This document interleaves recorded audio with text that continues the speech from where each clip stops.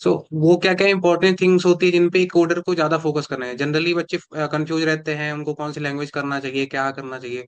तो क्या क्या इंपॉर्टेंट थिंग्स होती है जिन पे उनको ज्यादा फोकस करना चाहिए? फर्स्ट इंपॉर्टेंट थिंग अगर मैं कुछ बोलूँ ना तो वो कंसिस्टेंसी होगा और चॉइस। देखो, कभी कभी ऐसा होता है ना, मैंने खुद के बैच में भी लोगों को ऐसा करते हुए देखा है कि लोगों ने आधे टाइम कोडिंग की, 1 साल कोडिंग की, कुछ रिजल्ट नहीं आया, then let's switch to VLSI और समथिंग कोर में। फिर ना यहाँ पे तो आपने एफर्ट डाले है ना 1 साल, तो वो वाला तो कोई फ्रूटफुल हुआ नहीं, फिर आपने कोई नया सब्जेक्ट स्टार्ट कर दिया। तो या फिर कोर कर रहे हो, फिर आपने कोडिंग पे स्विच कर दिया कि नहीं यहाँ पे जॉब्स मिल रही हैं तो मैं कर लेता हूँ। ऐसा नहीं करने का। Because by the end of third semester you should be very clear कि मुझे कोडिंग करनी है कि कोर करनी है। ठीक है, उसके बाद ही आप सही डायरेक्शन में एफर्ट डाल पाओगे। तो एक बार ये क्लियर हो गया और आप कंसिस्टेंट रहोगे। ठीक है। ऐसा है कि मैंने कोडिंग के लिए स्पेसिफिकली मैं बोल रही हूँ, अगर मैंने आज कोडिंग की, कल कोडिंग की और फिर 4 दिन में ब्रेक पे चली गई, तो देर इज नो पॉज और रिज्यूम का बटन। तुमको उसको स्टार्ट से स्टार्ट करना पड़ेगा बिकॉज यू फॉरगेट एवरीथिंग। ठीक है, ऐसा होता है कोडिंग में। बाय एक्सपीरियंस बोल रही हूँ, मैंने भी किया है ये काम। बट ऐसा है कि अगर आप दे रहे हो डेडिकेटेडली 4 5 6 महीने अगर आप लगा रहे हो तो लगा दो उसको, मतलब रोज करो।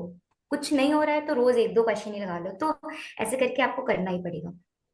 और ओके। तो क्या ही बोलूं मैं, languages is not very important. आप जावा उठा लो या सी प्लस प्लस उठा लो या पाइथन उठा लो, कुछ एक लैंग्वेज उठा लो, उसके बेसिक्स पढ़ो, उसके बाद डीएसए करो, उसके बाद क्वेश्चंस लगाओ। And development, development is very important क्योंकि देखो इंडस्ट्री में जाके आपको वही करना है। तो रेज्यूमे में दो हम जिस कॉलेज से है, तुम और मैं, ऐसा है कि कॉलेज में कंपनी आ जाती है तो हमारे रेज्यूमे पे उतना फोकस नहीं होता उन लोगों का। वो लोग बस ओए का वही देखते हैं, पर रेज्यूमे में मेन काम आता है हमारा इंटरव्यू में।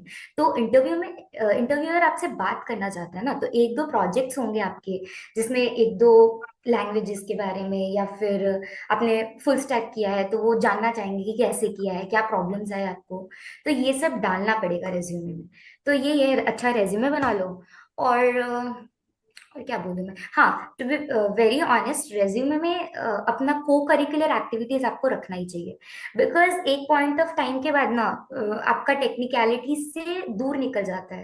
लाइक इंटरव्यूअर भी बोर हो जाता है, वो सुबह से इंटरव्यूज ही ले रहा है, क्वेश्चंस ही कर रहा है, डीएसए पूछ रहा है, पजल्स पूछ रहा है, प्रोजेक्ट्स पूछ रहा है। तो उसको भी रिफ्रेशमेंट चाहिए, तो वो कभी कभी आपके को करिकुलर एक्टिविटीज के बारे में भी पूछ लेता है।